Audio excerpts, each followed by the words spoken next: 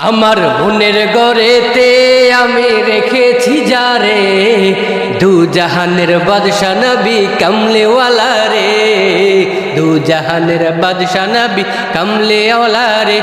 আমার মনের গড়েতে আমি রেখেছি যারে, দু জাহান বাদশা নবী কামলেওয়ালা রে, দু জাহান বাদশা নবী কামলেওয়ালা রে।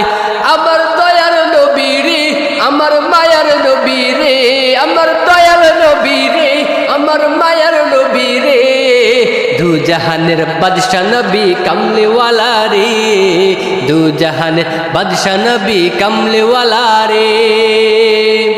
আমার ভাইরা, আমার বন্ধুরা, নবীজিকে ভালোবাসা দরকার। কেমন ভালোবাসবেন?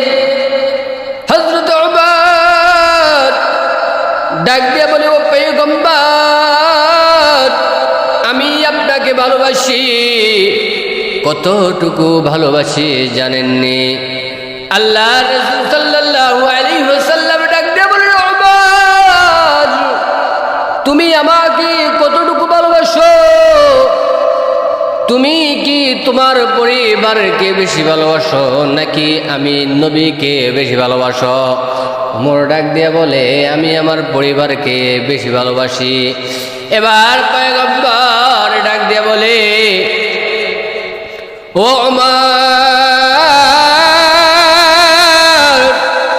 তুমি যদি প্রকৃত মুমিন হতে চাও তাহলে তোমার পরিবার পরিজন থেকে আমি নবীকে বেশি মোহাব্বত করতে হবে।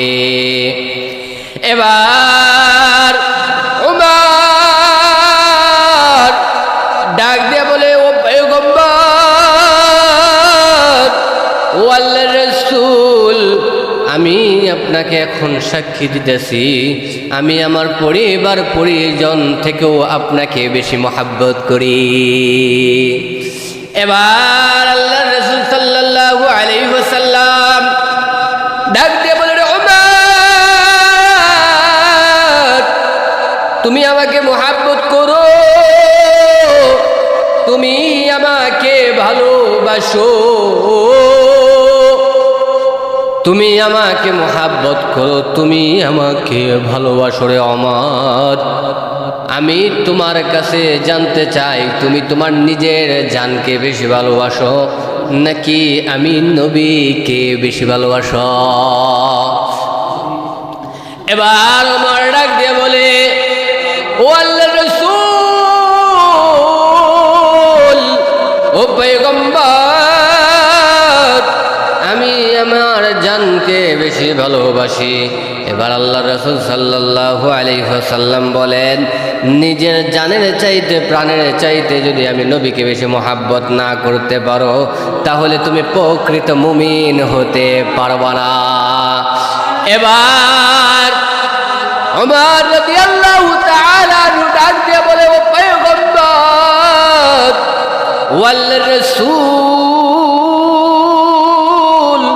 আমি ওমর, তোমাকে আমি ওমর আপনাকে নিজের জানের চাইতেও বেশি ভালোবাসি। আমার ভাইরা, আমার বন্ধুরা, এই জন্য নবীকে যদি ভালোবাসতে পারেন জান্নাত আপনার কাছে ধরা দিবে, আর নবীকে যদি মোহাব্বত করতে না পারেন তাহলে জাহান্নাম আপনাকে ধরা দিবে। আমার ভাইরা, আমার বন্ধুরা, এই জন্য নবীকে নিঃস্বার্থভাবে ভালোবাসতে হবে। নবীকে যারা ভালোবাসবে, মোহাব্বত করবে, দুনিয়াটাও তাদের জন্য সুন্দর হয়ে যাবে। হে রাসূল, তোমায় ভালোবাসি অন্তরে শুধুই, মুখে না,